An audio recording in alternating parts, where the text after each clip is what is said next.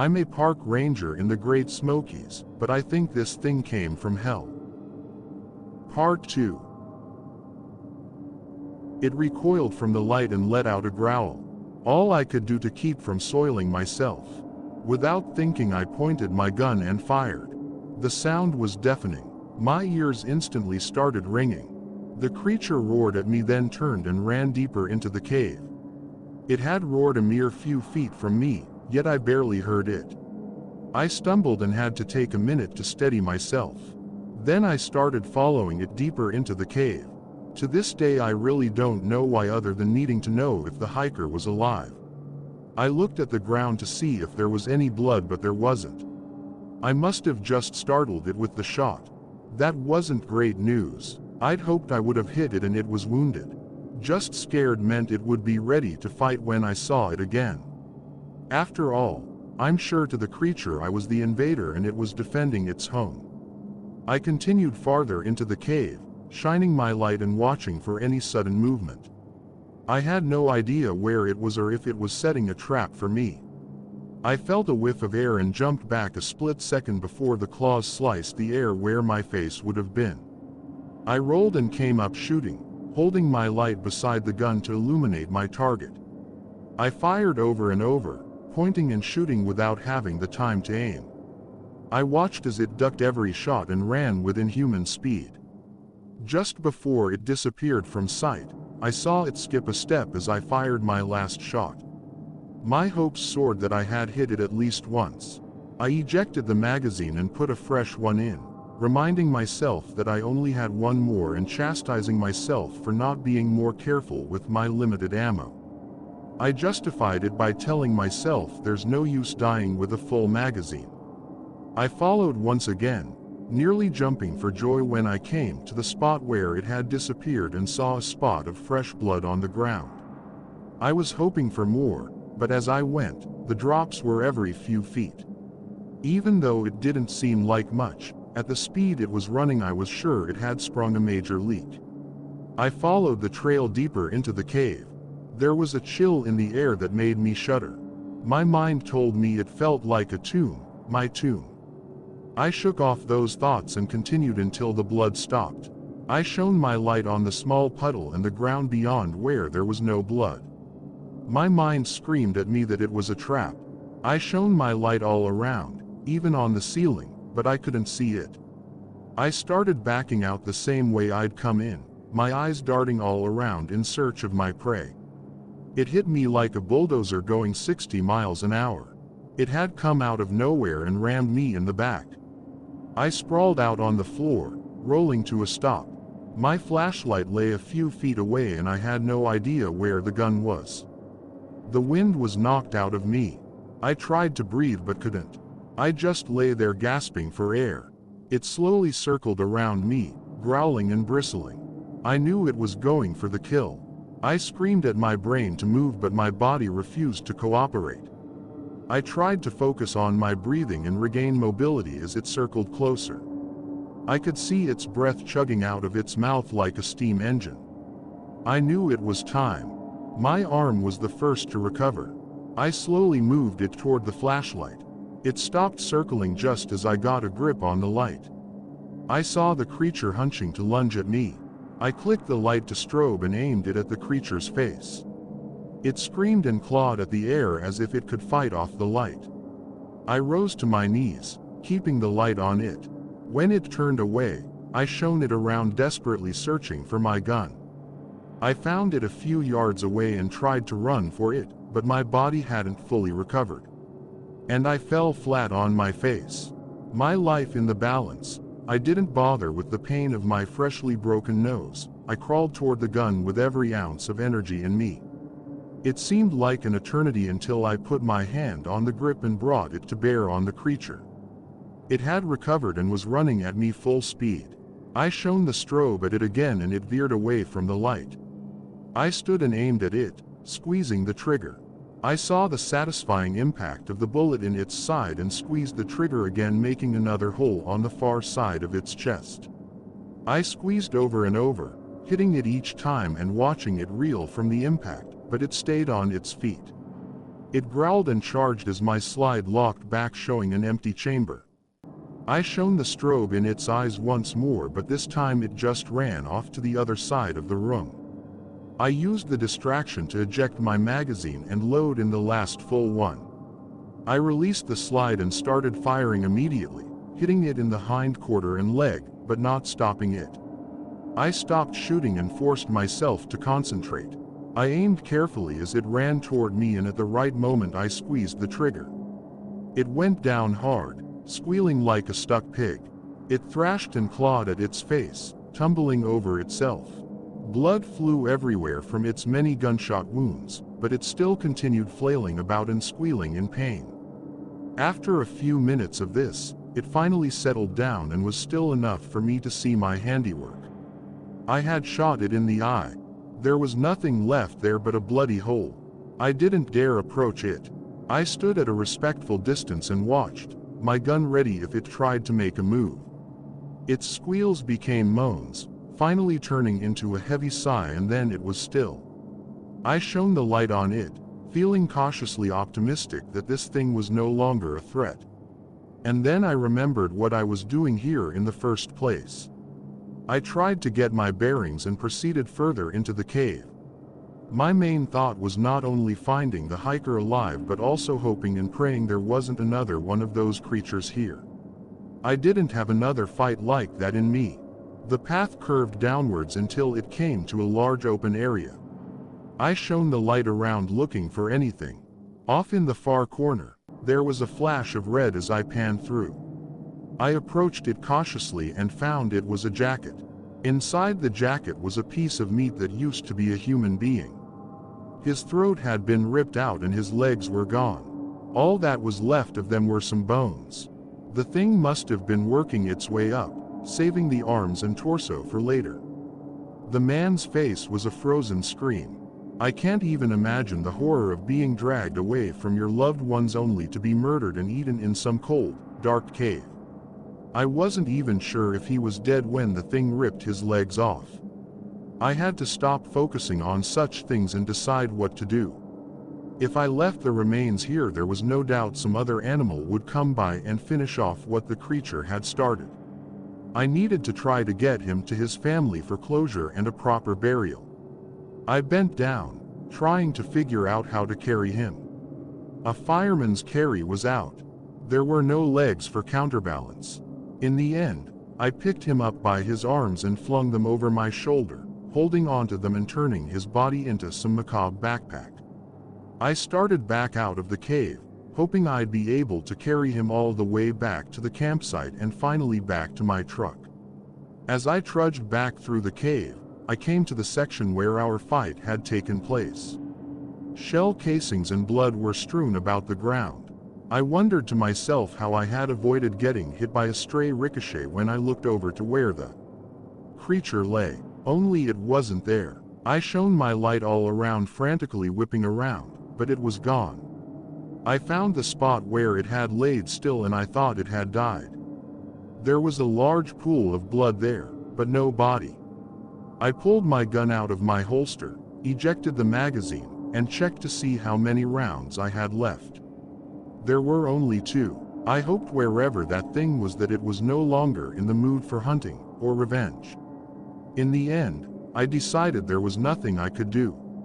If the thing attacked me, I was defenseless, carrying literal dead weight on my back. I holstered the gun and hitched up my human backpack, then shone the light toward the mouth of the cave and kept walking. My hearing was just starting to return to normal, although I was sure I would have some permanent hearing loss. I could hear the shuffling of my feet as I staggered toward the cave opening. When I got there, I found a world transformed. Daylight was just starting to peek its way around the dark. However, the rain had created a massive fog bank. I couldn't see anything down in the valley I'd come from. It was a sea of fog. Only the peaks of the mountains escaped its suffocating blanket. I looked over and saw my backpack patiently waiting for my return. I lay my burden down and got the water bottle out, glad that I had saved the last drink for now. As I sat on the edge of the cave precipice, I looked down and wondered how I was going to get the body down there without falling to my own death. For an instant, it was tempting to throw it down and find it at the bottom once I climbed down. But I thought this fellow had been through enough and didn't need the indignity of becoming a human frisbee. I dug through my backpack and found some bungee cords. I bunged him to my back and carefully started my descent, leaving my faithful backpack to watch me desert it. I wished I could take it with me, but there was no way I could carry both. As I climbed down, there were a few times I lost footing and nearly took the short and deadly route down. Fortunately, I made it to the bottom in one piece. Instead of celebrating though, I discovered a new problem. The fog was so thick I could barely see my hand in front of my face. I had no idea how I was going to find my way out of there. I decided to go straight away from the mountain and hope the fog cleared as I went. The rain had turned the forest into a marshland. The ground was soft and the streams had overgrown their banks. I found myself wading through knee-deep water on more than one occasion. As I trudged along, hoping I had enough energy to get back without collapsing from exhaustion, two thoughts chased each other around my mind. Where were the other hikers, and where was the creature? I hadn't seen any other remains in the cave. If it had killed them, it hadn't had time to take them back to the cave yet. Perhaps my pursuit had forced it to retreat to its cave before it could properly retrieve its other bounty. I had kept my ears open for any sounds of it following me. The most disconcerting thing was the lack of forest noises. The animals and birds were strangely silent. Usually, that meant there was a predator nearby. In this ungodly fog, perhaps they were just sleeping, waiting for it to clear. That sounded good. It gave me the false illusion that I wasn't in mortal danger from a wounded alpha predator bent on revenge. But I couldn't focus on that, or worry would drain my resolve to get us both out of there. I took a break from trudging and tried to get my bearings. I checked my watch and I had been walking for over an hour.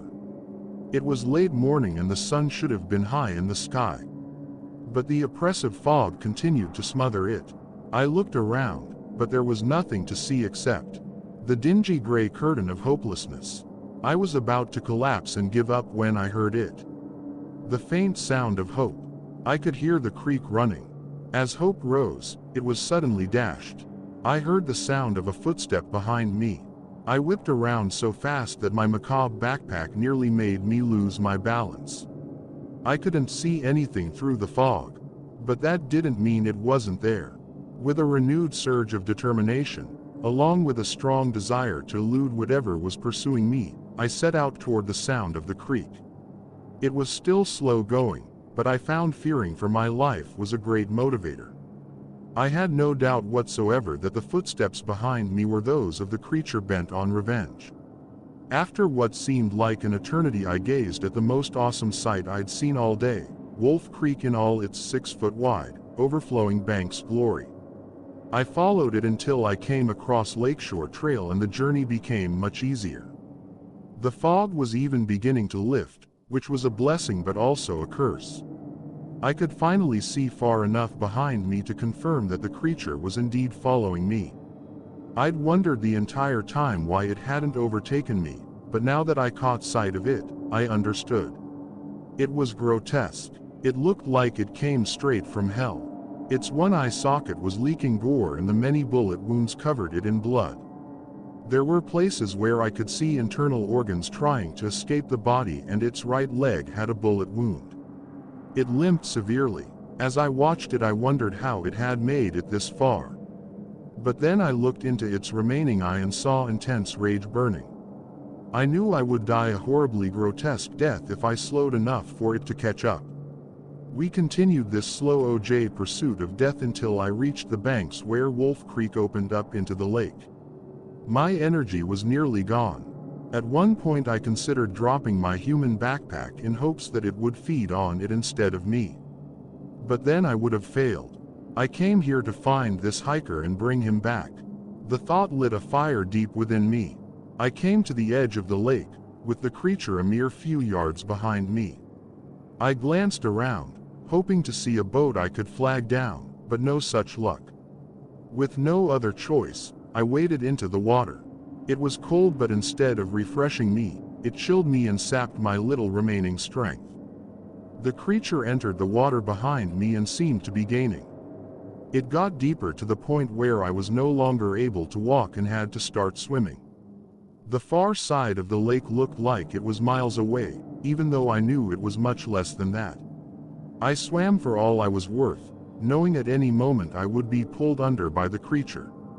My passenger strapped to my back wasn't helping either. The literal definition of dead weight. Every minute I had to fight off the urge to dump him. When I reached the other side, I was exhausted. I lay there on the shore, waiting for the creature to disembowel me, but unable to move to defend myself in any way. With great effort, I turned to look back and see when my doom would come. To my great surprise, I saw it staring at me from the far beach. I guess it couldn't swim. I chuckled to myself as I lay there gathering strength for the continued journey back to the truck. Eventually, I got there.